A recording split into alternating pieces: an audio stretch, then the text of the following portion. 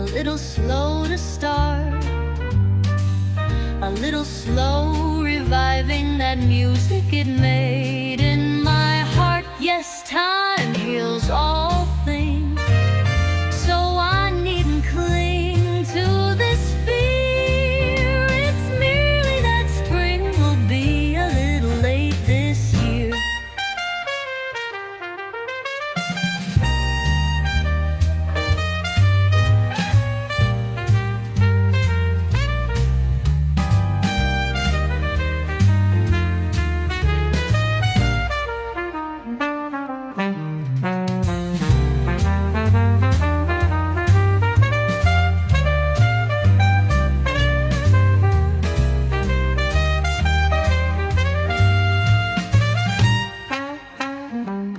Yes, time heals all things, so I needn't cling.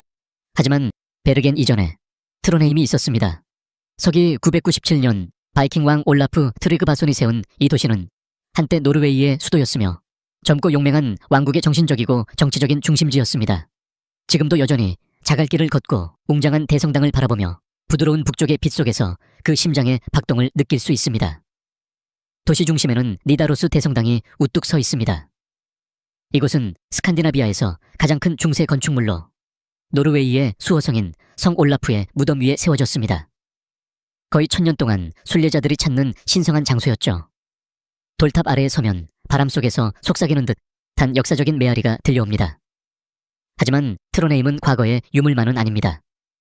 이곳은 활기찬 대학 도시로 에너지와 혁신, 카페 문화로 가득 차 있습니다. 마치 지구가 스스로를 접어 감싼 듯한 풍경을 보여줍니다. 그 광활함 속에서 인간은 그저 작은 점일 뿐이죠. 사람들은 이곳을 피오르의 왕이라 부릅니다. 수면처럼 고요한 물 위를 미끄러지듯 지나며 양옆에 1000m가 넘는 절벽이 솟아있는 모습을 마주할 때 왜 그런지 알게 됩니다. 이곳은 단순한 풍경이 아니라 거대한 규모 그 자체이며 정적입니다. 시간은 느리게 흐르고 이유 없이 숨이 멎는 듯한 감동을 줍니다. 그러나 속내 피오르는 단지 자연만이 아닙니다. 그 속에는 삶이 있습니다. 해안선을 따라 자리한 마을들, 예를 들어 스위스풍 빌라로 유명한 발레스트란과 세계적으로 유명한 플롬 철도가 있는 플롬이 있습니다. 플롬 철도는 지구에서 가장 가파르고 아름다운 기차 노선 중 하나이며 단 1시간 만에 폭포, 산을 뚫고 만든 터널, 그리고 현실감이 없는 초록빛 계곡을 지나게 됩니다. 부피 5세제곱미터 크기의 이 바위는 틈 사이에 단단히 끼워져 있으며 아래에 펼쳐진 리세피오르 위로 거의 984m, 3228피트 높이에 매달려 있습니다. 사람들이 이곳을 찾는 이유는 단순히 하이킹 때문만이 아닙니다. 자신을 시험하기 위해 옵니다. 모험은 도전적인 10km 트레킹으로 시작됩니다. 그리고 마침내 당신은 그것을 보게 됩니다. 그 바위, 완벽히 끼워져 있고 움직이지 않으며 기다리고 있습니다. 난간도 안전망도 없습니다. 그저 하나의 단단한 바위가 끝없는 공허를 잇고 있을 뿐입니다. 그런데도 해마다 수천 명의 사람들이 그 위에 올라섭니다. 사진을 위해, 짜릿함을 위해, 그리고 하늘과 죽음 사이에 서 있는 바로 그 순간을 위해. 그리고 만약 지구에 혀가 있다면, 그리고 그 혀 끝에 당신이 서보라고 한다면? 이곳은 트롤퉁가, 즉 트롤의 혀입니다. 서부 노르웨이에 위치한 링게달스바트넷 호수 위 700m 넘는 높이에서 하늘에 떠있는 듯 돌출된 절벽. 마치 신들을 향한 자연의 다이빙대처럼 대담하게 뻗어 있습니다. 이곳에 도착하는 길은 결코 만만치 않습니다. 왕복 28km의 하이킹, 해발 고도는 거의 1200m나 상승합니다. 하루 종일 걸리는 여정이며 다리, 폐, 그리고 의지를 모두 시험하죠. 하지만 그 끝에는 마법 같은 순간이 기다리고 있습니다. 당신. 트롤퉁가 끝에 혼자 서 있는 당신. 바람이 등을 부드럽게 밀어주고 아래로는 액체 사파이어처럼 빛나는 피오르가 흐르고 산맥은 구름 속으로 사라져가며 그 침묵은 너무나도 깊어 신성하게 느껴집니다. 그러나 이곳을 잊지 못하게 만드는 진짜 이유는 단지 풍경이 아닙니다. 그 풍경 안에 당신이 있다는 사실입니다. 그 좁고 긴 돌의 혀 위에 서서 발 아래 느껴지는 것은 빙하와 중력, 그리고 시간이라는 고대의 힘. 그 어떤 사진도 이 순간을 온전히 담을 수는 없습니다.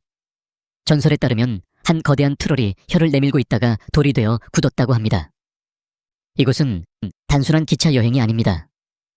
전 세계에서 가장 가파른 표준궤 철도 중 하나로 20km 거리에서 해발 863m를 상승하며 경사도는 최대 5.5%에 달합니다. 수작업으로 뚫은 터널을 지나고 절벽을 타고 흐르는 폭포를 지나며 초록빛 알프스 계곡을 가로지르죠. 마치 그림처럼 아름답습니다. 그런데도 이 모든 여정이 놀라울 만큼 부드럽고 매끄럽습니다. 빙하가 조각한 꿈속을 떠다니는 듯한 느낌이죠. 그리고 그 중심에는 바로 플롬이 있습니다. 눈이 덮인 봉우리들, 거울처럼 잔잔한 피오르, 시간의 흔적이 닿지 않은 듯한 고요한 산책길로 둘러싸인 동화 같은 마을.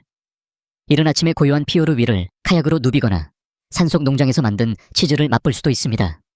혹은 물가에 앉아 크루즈선이 들어왔다가 다시 떠나는 모습을 지켜보며 다시 고요함이 찾아오는 순간을 느낄 수도 있죠. 여기서는 모든 것이 느려집니다. 그런데 그 느림 속에서 모든 것이 더 또렷하게 느껴집니다. 그렇다면 목적지가 아니라 여정 자체를 위해 기차를 타보시겠소라는 땅. 여름에는 해가 지지 않고 겨울에는 해가 뜨지 않습니다. 스발바르의 중심 마을 롱이어뷰에는 민간인이 거주하는 세계 최북단 정착지로 주민수는 2,000명이 조금 넘지만 그 주변 야생에는 3,000마리 이상의 북극곰이 살고 있습니다. 스발바르는 지구 종말에 대비한 둠스데이 금고로 불리는 세계 종자 저장고가 있는 곳이기도 하며 영구 동토층 아래에 묻힌 이 시설에는 전 세계에서 수집된 100만 개 이상의 씨앗 샘플이 보관되어 있습니다. 노르웨이에서 두 번째로 큰 섬이자 선에 달라붙어 있는 곳입니다. 여기서 자연은 단순히 감동을 주는 것이 아니라 당신을 집어삼킵니다. 세글라 같은 뾰족한 봉우리들은 하늘을 돌칼처럼 가르며 솟아있고 절벽을 따라 이어지는 도로는 심장을 움켜쥘 듯한 커브를 그립니다. 그리고 도로를 돌 때마다 세상 끝에서만 볼 수 있을 것 같은 거칠고 광활한 풍경이 눈앞에 펼쳐집니다. 세냐는 필터도 인파도 필요 없습니다. 이곳은 고요함과 공간 그리고 경외심의 땅입니다. 함내 세냐 마을에서는 빨간 어부 오두막들이 해안선을 따라 줄지어 있고 겨울이면 오로라가 벨벳 하늘 위에서 초록빛 불처럼 춤을 춥니다.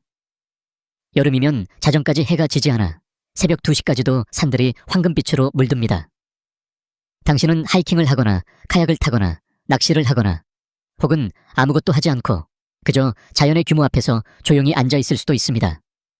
마치 산이 내뿜는 심장박동처럼 계곡 깊숙이 울려 퍼지죠. 그리고 이 모든 것은 하르단게르 피오르의 중심에서 시작됩니다. 노르웨이에서 두 번째로 긴 피오르로 179km 이상 뻗어 있으며 고요한 아름다움과 거친 힘이 나란히 공존하는 곳입니다. 게이란게르의 극적인 풍경도 속내 피오르의 침묵도 아닌 하르단게르는 균형의 피오르입니다. 해안계는 과수원이 피어나고 빙에서 흘러내린 강들이 초록빛 계곡을 가로지르며 그리고 갑자기 붕 절벽이 떨어지고 물이 포효합니다. 이 지역은 노르웨이의 과수원 낙원으로도 알려져 있습니다. 매년 봄이면 수만 그루의 사과나무와 벚나무들이 흰색과 분홍색 꽃으로 폭발하듯 피어납니다. 눈이 여전히 산